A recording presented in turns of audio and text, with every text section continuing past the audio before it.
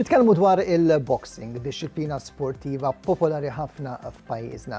Fil-fatt fil-ġimgħat li ġejjin Malta ħatkun iċ-ċentru ta' ħafna attivitajiet relatati mal-World Boxing Council, fost oħrajn żjara mill-President ta' din l-assoċjazzjoni.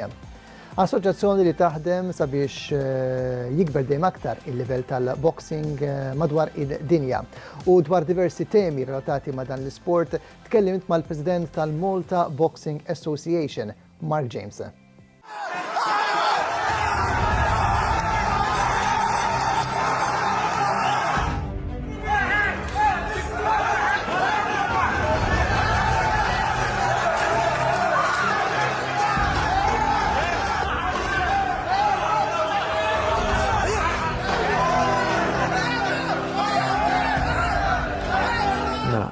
Bażikament il-boxing huwa maqsum f'tliet disciplini, għandek il-professional, għandek il-amateur u għandek l-Olympic. Aħna nieħdu ħsieb il-professional u l-amateur, voldi wieħed jiġri bil-flok u bil-headguard, iqsar rounds, anke l-minuti iqsar u professionals. Voldi għandek pereżempju bħal Mike Tyson, Evander Holyfield, Tyson Fury.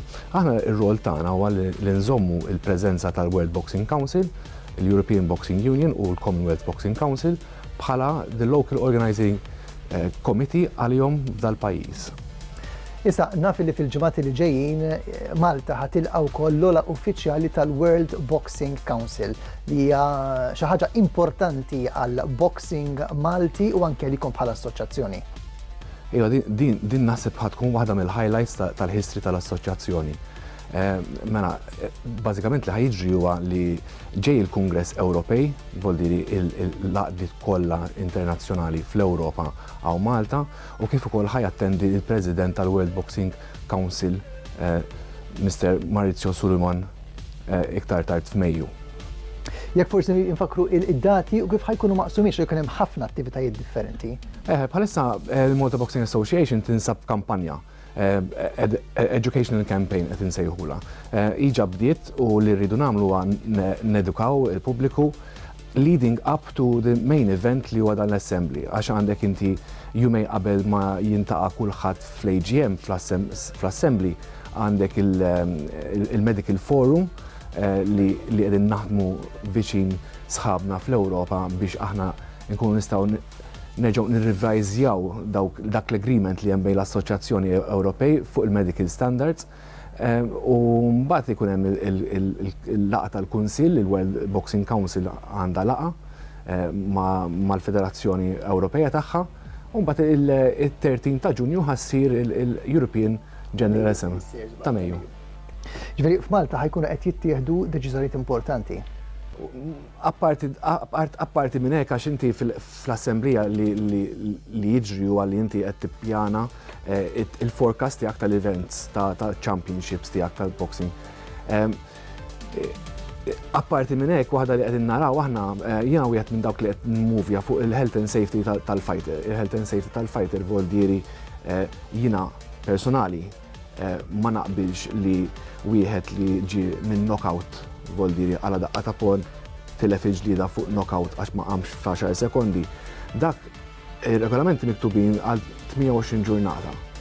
Jiena li qed ngħid huwa ejja nżidduha sa 35 ġurnata. Imma il-35 ġurnata voldiri is-7 tim ta' qabel imur il-ġim. Voldi qed naraw daw it-tip ta' regolazzjoni biex nissikkaw naqra.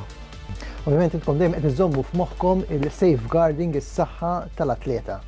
Iva, dik hija u l-punt ta' dak il-forum huwa għax aħna ħanajda kif inhi li daqqa ta' ponġa nofs wiċċek din ta' darb'oħra ħajkun hemm repercussions. U aħna li nkunu nafu mant il-professuri dawk id-daqqiet li pereżempju fil-futbol jolqotlok naqra x'in all-right, tibqa' għaddej għax daqqa darbtejn tlieta inti tidra, imma aħna fil-boxing moħħna x'qiegħed jiġri eżatt u dik li qed nippruvaw naraw aħna. Waħda mill-li huma huwa is-CTE li hija Trauma Based Injury Empatija li qegħdin jgħidu u nixtiequ nkunu nafu iżjed fid-dettall li minn dawn ħabba repetitions ta' daqqiet fil-moħħ li it's leading to CTE and eventualment dementia u Alzheimer's. Kunċett ieħor tal-World Boxing Council forsi nispjegaw ukoll fil-qosor huwa il-World Boxing Council University Malta. Ok, din hija xi ħaġa brillanti li għandha il-WBC. Ma WBC University Malta ħatkun responsabbli billi tgħallem mill-qiegħ sal-ogħla, inkluż jien. Jiġifieri boxer, coach, manager, promoter, fizzjal, vuol referee jew judge u kummissarju jien. Hemmhekk għandna issa certification programs, vuol qegħdin nitfgħu ir-responsabilità fuq referee, fuq ta' judge fuq judge. Illum il-ġurnata trid tkun trasparenti, il-judge trid ikun il-pubbliku għandu dritt ikun jaf min kien il-judge u kif kienet l-opinjoni tiegħu. U WBC University għalina hija waħda mill-positive steps li WBC qed tieħu interess f'Malta. U x'aktar ukoll inkunu parti mill-bids għal WBC Malta għal kungress tagħhom 48. Mark, nitkellmu issa dwar boxers lokali. Forsi konna nsemmu anki reċentement u anki xġej ukoll fil-ġimgħat u fix-xhur li ġejjin rigward boxers lokali li qegħdin jikkompetu f'dan l-isport. Ok, mela aħna konna l-aħħar assoċjazzjoni li bdiet wara l-Covid u allura meta inti tibda mbagħad fil-boxing ikun hemm naqra ta' perjodu twil fejn wieħed irid jiġi ftiegħu. Mela qed naraw talent enormi ġej għax boxing kien wieħed minn dawk l-sports li kont tagħmlu fil-kamra tas-sodda jew ġal-garax. U qed naraw talent kbir. Hemm ħafna fost oħrajn hemm Janis Magro, Tejon, Eltin, Christian Xkembri, dawn huma kollha dedikaw ruhom waqt iż-żmien u rajna l-level tagħhom ogħla. Per eżempju, barra minn Malta qegħdin nikkompetu u irbaħna ċ-ċumpjonat tal-World Boxing Association Intercontinental Ewropa mal-Afrika.